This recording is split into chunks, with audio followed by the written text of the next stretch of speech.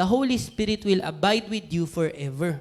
Ano man ang harapin mo sa buhay na ito, kapatid, sa lahat ng season ng buhay mo, at kahit sa mga transition at adjustment na season ng buhay mo, He will be with you through it all. Ang Holy Spirit ang talagang pinaka-best friend mo sa mundong ito. Siya ang Espiritu ni Jesus. Hindi ka niya iiwan. Siya yung kaibigan na hindi tatalikod kahit anong mangyari. Siya yung kaibigan na kahit nagkamali ka, sasamahan ka niya at itutuwid ka niya. Siya yung kaibigan na kahit sobrang ligaw ka na, tutulungan ka niyang makabalik. Amen? Ibig sabihin ng Parakletos, comforter, He is there with you. He is there when you're lonely. Kailan mo kailangan ng comfort? Pag nalulungkot ka. May mga Kristiyano malulungkutin. Dapat mong malaman na ang Holy Spirit ay nandiyan para i-comfort ka. Amen? Ngayon pa lang, may nakikita na ako mga malulungkutin. Kailangan mo ng comforter. Hello? When you're sad, andiyan ang Holy Spirit. When you are disappointed ka sa buhay mo o sa araw mo, the Holy Spirit is there to comfort you. Or you are in pain. May mga pinagdaanan ka, andyan ang Holy Spirit. He will stay with you. He will always be there for you. Even though you feel sometimes you're a failure.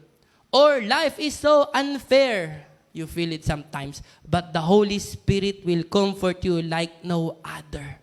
Sa buhay natin, minsan mayroon ka mga hindi ma-open up sa kahit sinong tao. Nahihiya ka o naisip mo baka i-judge ka nila o baka hindi ka nila maintindihan o baka nahihirapan kang i-explain, nahihirapan kang i-express, pero mayroon yan sa puso mo. Alam mo yung Holy Spirit, siya yung pinaka-magko-comfort sa'yo. Yung mga moment na naisip mo, life is unfair, pero hindi ko makwento, baka sabihin nila, bitter ako, ganito, ganyan, na pag sinabi ko, ganito, ganyan, magkakagulo.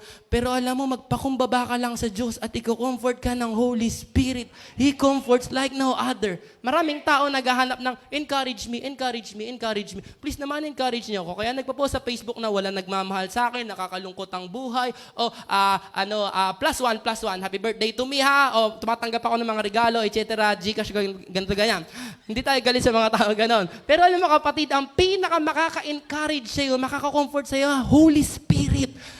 Mahirap i-explain to hanggat hindi mo nararanasan. Kailangan maranasan mo personally, yung time na down ka, inangat ni Lord yung mukha mo is the glory and the lifter of your head.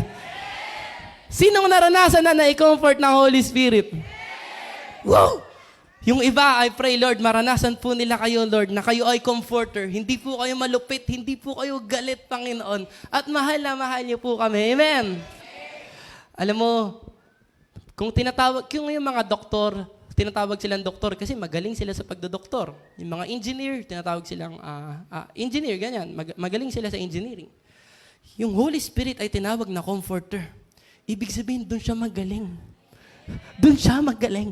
So huwag mo isipin na, hala, down na down ako, malungkot ako, parang di na ako Kristiyano. Hindi. Anak ka ng Diyos at nandiyan ang Holy Spirit para pabangunin ka. Amen! Pag feeling mo walang kwenta ka, sasabihin niya mahalaga ka. Pag feeling mo loser ka, sasabihin niya champion ka. Pag sinasabi mo, hindi ko na kaya, Lord, sasabihin ng Holy Spirit, kaya mo pa. Amen! Wow! Siya din ay helper.